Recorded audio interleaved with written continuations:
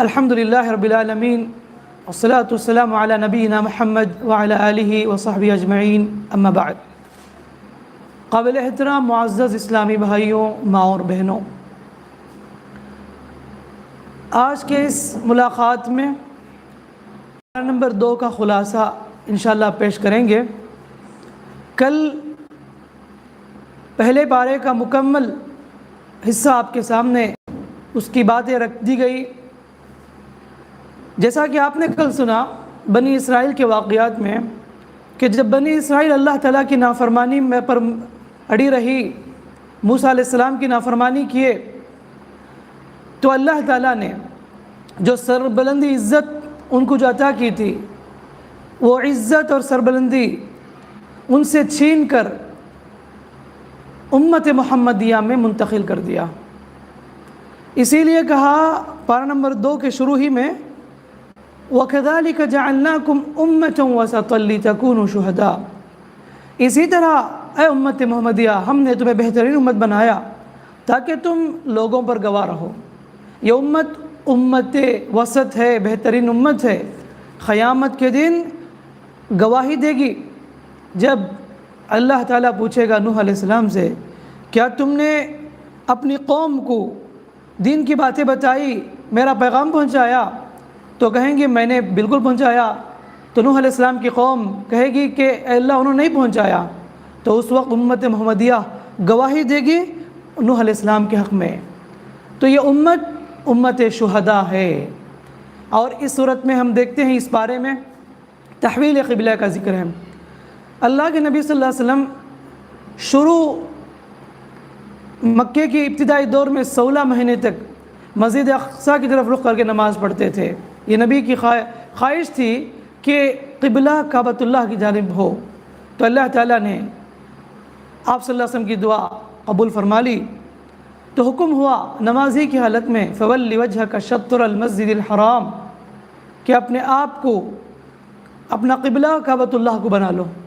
3 مرتبہ کہا اللہ تعالیٰ نے، تسکین کے لیے، تسلی کے لیے، تاکیداً وَمِنْ حَيْثُ خَرَجْتَ فَوَلِّ وَجْهَكَ شَطْرَ الْمَسْجِدِ الْحَرَامِ وَمِنْ حَيْثُ خَرَجْتَ فَوَلِّ وَجْهَكَ شَطْرَ الْمَسْجِدِ الْحَرَامِ وَحَيْثُ مَا كُنْتُمْ فَوَلُّوا وُجُوهَكُمْ شَطْرَهُ۔ وہ جو قبلہ جو مسجد اقصیٰ سیدنا یعقوب علیہ السلام نے اللہ سے دعا کی تو ان کے حق میں وہ قبلہ رہا، تو اس کے بعد بنی اسرائیل اسے فالو کیے۔ لیکن تورات میں بات لکھ دی گئی ہے کہ اے بنی اسرائیل، جب تم اللہ تعالیٰ کی فرما برداری کرو گے تو اللہ تعالیٰ تمہیں عزت و سربلندی عطا کرے گا، لیکن جب وہ نافرمانی کیے وہ عزت و سربلندی ان سے چھین لی گئی۔ یہ بات تورات میں لکھی گئی ہے، جب تم سے امامت و منصب چھین لی جائے گی تو تمہارا قبلہ بھی بدل جائے گا۔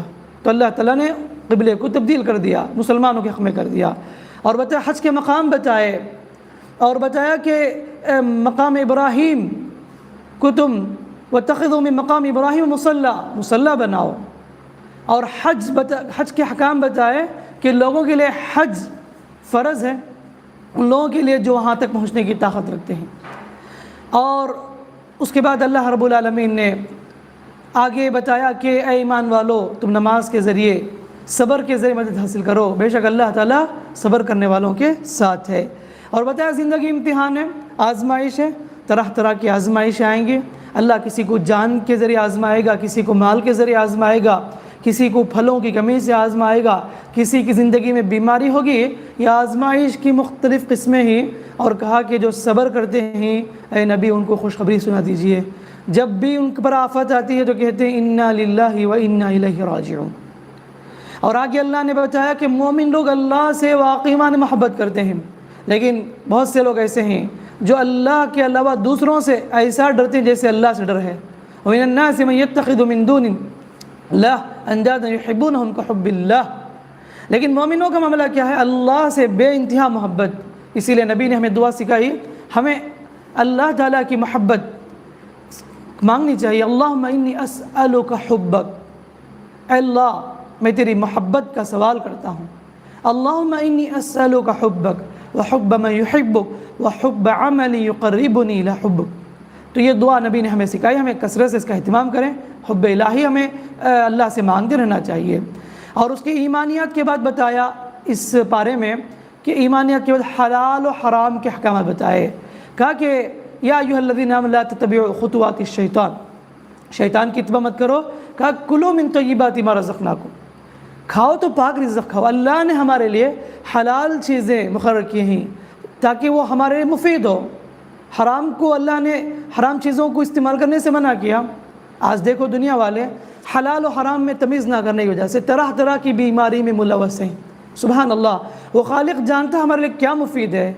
آج دنیا کی کئی قومیں ایسی ہیں جو زہریلی چیزیں کھاتی ہیں، درندوں کو کھاتے ہیں، جس میں بہت بڑا نقصان ہے. آج دنیا نے تسلیم کر لیا اسلام کی تعلیم جو حلال کے واقعی معنی بہترین تعلیم ہے، انسانیت کے لیے بہت مفید ہے. لیکن جو غلاظت ہیں، گندی چیزیں ہیں، جو جنگلی جانور یا کیڑے مکوڑے جو بھی اس طرح اگر کھائیں گے تو اس پر کتنے بیماریاں آتی ہیں، دنیا نے اس کو تسلیم کر لیا. اور اس کے بعد اللہ نے یہ پو پارے کے بعد ایک اہم بات بتائی کہ بہت سے لوگ سمجھتے ہیں کہ مسلمان وہ ہے جو قبلے کا احترام کرے، بس اتنا ہی کافی. نہیں، کہا کہ نیکی کا تصور بہت وسیع ہے. اسلام بہت ساری عبادتوں کا حکم دیتا ہے. عبادت صرف نماز ہی نہیں، قبلہ نہیں، بلکہ عبادت یہ بھی ہے کہ تم اللہ کو مانو، ملائکہ پر ایمان رکھو. کہ لیس البر ان تولوا وجوهكم قبل المشرق والمغرب ولكن البر من آمن بالله واليوم الآخر والملائكة والكتاب والنبيين وآتى المال على حبه ذوي القربى واليتامى والمساكين وابن السبيل. کہا کہ نیکی کا تصور بہت وسیع ہے. مسکین کو کھانا کھلانا بھی نیکی ہے، رشتہ داری کے درمیان صلح کرانا بھی نیکی ہے، یتیموں، مسکینوں، بیواؤں، محتاجوں کا لحاظ رکھنا، خیال رکھنا یہ بھی نیکی ہے. تو کوئی یہ نہ سمجھے کہ ایک عمل کو رکھ لے بقیہ چھوڑ دے، غلط ہے. تو نیکی کا تصور بہت وسیع ہے اسلام کے نزدیک. اور آگے بتایا قصاص، وَلَكُمْ فِي الْقِصَاصِ حَيَاةٌ يَا أُولِي الْأَلْبَابِ. اگر کسی نے کسی گناہ قتل کیا تو اسے بھی بدلے میں قتل کیا جائے. بلعین بلعین احکامات بتائے.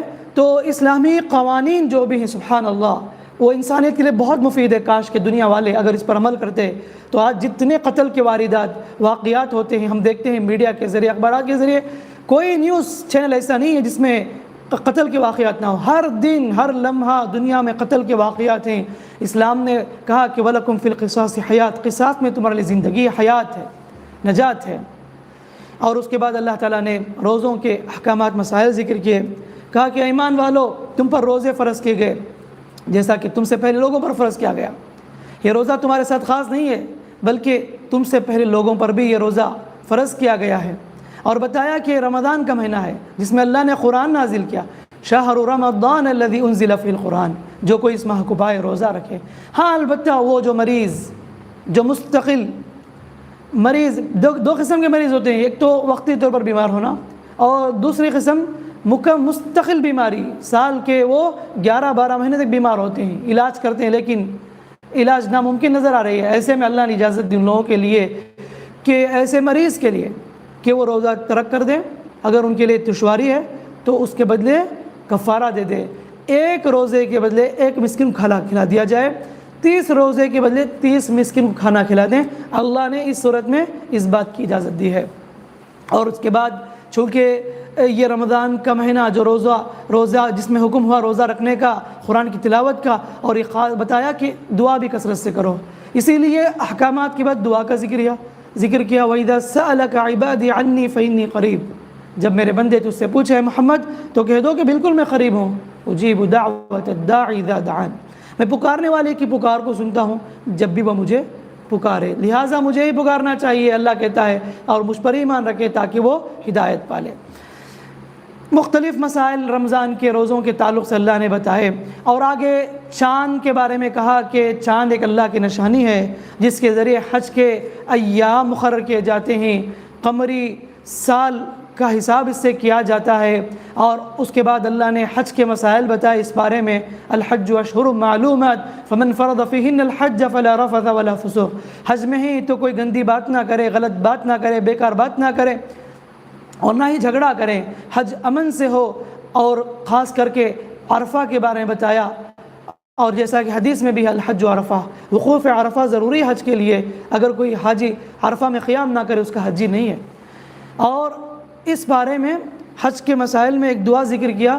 اللہ تعالیٰ نے مومنوں کے بارے میں کہ مومن دعا کرتے ہیں ربنا آتنا فی الدنیا حسنہ فی الآخرۃ حسنہ وقنا عذاب النار، اے ہمارے پروردگار ہمیں دنیا میں بھلائی دے اور آخرت میں بھلائی دے اور ہمیں عذاب نار سے بچا لے۔ اسلام کبھی نہیں روکتا کہ تم دنیا کو چھوڑ دو، نہیں، دنیا خوب کماؤ کوئی غلط نہیں ہے، خوب کھاؤ کوئی غلط نہیں ہے، لیکن آخرت کو فراموش نہ کرو۔ پہلی بات کیا ہے، ہمیں آخرت کو پریفرنس دینا چاہیے، بعد میں دنیا ہے، یہ غلط ہے، پہلے دنیا اور بعد میں آخرت، یہ غلط ہے۔ آخرت کو اہمیت دیں، آخرت کی فکر کرتے ہوئے دنیا کمائیں، کوئی غلط نہیں ہے، اس لیے کہ ہمیں حکم ہوا ہے کہ دنیا کے لیے ایک دعا ربنا آتنا فی الدنیا حسنہ وفی الآخرۃ حسنہ وقنا عذاب النار، آخرت کے معاملے میں 2 دعائیں سکھائی گئی، تو لہٰذا یہ بہترین دعا ہے۔ مومنوں کو چاہیے، مسلمانوں کو چاہیے کثرت سے دعا کریں، اللہ تعالیٰ آپ کی دعاؤں کو قبول فرمائے۔ اور آگے اللہ تعالیٰ نے بتایا کہ کیا تم ایسے جنت میں داخل ہو جاؤ گے؟ نہیں، بلکہ تمہارے پر وہ آزمائش آئے گی، تکالیف آئیں گے، اسے برداشت کرنا پڑے گا۔ حضرت بلال رضی اللہ عنہ کی زندگی پڑھ لو، حضرت صہیب رومی رضی اللہ عنہ، حضرت عمار رضی اللہ عنہ، یاسر رضی اللہ عنہ، سمیہ رضی اللہ عنہ جو اسلام کی پہلی شہیدہ، ان کی زندگی میں کیسی کیسی تکلیفیں آئی اسلام کی خاطر، لیکن انہوں نے عقیدہ توحید کو نہیں چھوڑا اور کہا کہ اے لوگوں تم پر بھی وہ آفتیں تکلیفیں آئیں گی جو تم سے پہلے لوگوں پر آئی۔ اللہ کے نبی نے فرمایا صلی اللہ علیہ وسلم تم سے پہلے لوگوں کو کیسی کیسی تکلیفیں آتی تھی، کہا کہ ان کے جسموں کو لوہے کی کنگھی سے ان کے جسموں کے گوشوں کو نکالا جاتا تھا، ان کو آرے سے چیر دیا جاتا تھا، لیکن پھر بھی اسلام کو نہیں چھوڑتے تھے۔ آج ہم پر چھوٹی سی آزمائش آتی، تکلیف آتی ہے تو ہم بے صبرا ہو جاتے ہیں۔ تو جنت پانی ہے تو یہ مشقت اور تکلیف جھیلنی پڑے گی، تبھی چل کر آدمی کو جنت نصیب ہوگی۔ اسی لیے کہا حسبتم ان تدخلوا الجنہ ولما یأتکم مثل الذین خلوا من قبلکم، کہ جنت اس وقت تک نہیں حاصل ہے جب تک کہ تم پر وہ آزمائش ہے اور وہ مصائب و آلام نہ آ جائیں۔ ان سب چیزوں کو جھیلنا پڑے گا، ان سب چیزوں کو تمہیں فیس کرنا پڑے گا، تبھی چل کر جنت جیسی عظیم نعمت تمہیں ملے گی۔ آخر پارے میں اللہ تعالیٰ نے خاندانی مسائل، نکاح کے مسائل، طلاق کے مسائل کو اللہ نے واضح کیا، اور خاص کر کے نکاح کے معنی بتایا کہ نکاح 1-2 دن کا نام نہیں ہے، مستقل میاں بیوی رہنے کا نام ہے، میاں بیوی ایک دوسرے کو سمجھے۔ اور خاص کر کے نکاح کے معاملے بتایا کہ نکاح کے معاملے میں عقیدہ ضروری ہے۔ کہا کہ وَلَا تَنْكِحُ الْمُشْرِكَاتِ حَتَّى يُؤْمِنْ، کسی مشرکہ عورت کے لیے اجازت نہیں ہے کہ وہ کسی یعنی مومن مرد سے نکاح کرے، یعنی مومن مرد کے لیے اجازت نہیں ہے کہ مشرکہ عورت سے نکاح کرے، مسلم لڑکی کے لیے اجازت نہیں ہے کہ وہ کافر مرد سے نکاح کرے، حرام ہے۔ اگر اس طرح کرے تو گویا کہ وہ ایمان کا سودا کرتے ہیں۔ آج دیکھو، اللہ حفاظت کریں، ہم دیکھتے ہیں اس فتنے کے دور میں کتنی لڑکیاں ایسے ہیں جو ایمان کا سودا کرتی ہیں، عشق و محبت میں پڑھ کر ایمان کو بیچ دیتی ہیں، خاندان سے بغاوت کر کے، والدین کی نافرمانی کر کے ایک کافر کے ساتھ رشتہ جوڑ کر ایمان کا سودا کر لیتی ہیں۔ اور کتنے ایسے نوجوان مسلم لڑکے ہیں جو خاندان کو بدنام کر کے عشق و محبت میں پڑھ کر ایک کافر عورت سے نکاح رچاتے ہیں، ایمان کو تو بیچ دیتے ہیں لیکن محبت کو ترجیح دے کر اپنے عقیدے کو بیچ کر، اپنے ایمان کو بیچ کر آخرت کو برباد کر لیتے ہیں۔ تو میرے مسلم بھائیوں سے میں یہ درخواست کرتا ہوں، دین کے معاملے میں حساس رہیے۔ ہمارا اسلام ہمیں تعلیم دیتا ہے، ہر مسئلے کی طرف رہنمائی کرتا ہے، خاص کر کے اس معاملے میں بتایا شادی بیاہ کے معاملے میں دینداری کو اہمیت دو۔ اور اسی طرح سے میں والدین سے کہوں گا کہ بہت سارے ماں باپ ایسے ہیں جو اپنی دیندار لڑکی کی شادی ایسے مشرک مرد سے کرتے ہیں، ایسے بدعتی خرافی لوگ سے کرتے ہیں جن کا کوئی عقیدہ نہیں ہے۔ بیچاری لڑکی جو دیندار ہے، عقیدہ توحید مضبوط ہے، وہ ایسے گھر میں جاتی ہے جہاں پر بدعت و خرافات لوگ انجام دیتے ہیں، شوہر کے پریشر میں آ کر وہ بھی مشرک بن جاتی ہے، وہ بھی بدعتی بن جاتی ہے۔ ان سب کے ذمہ دار کون ہیں؟ والدین ہی ذمہ دار ان کے۔ تو لہٰذا اپنی بچیوں کا رشتہ اگر طے کرتے ہیں تو دیندار لڑکے سے کیجئے جس کا عقیدہ توحید۔ ہمارے پاس کیا ہے معلوم؟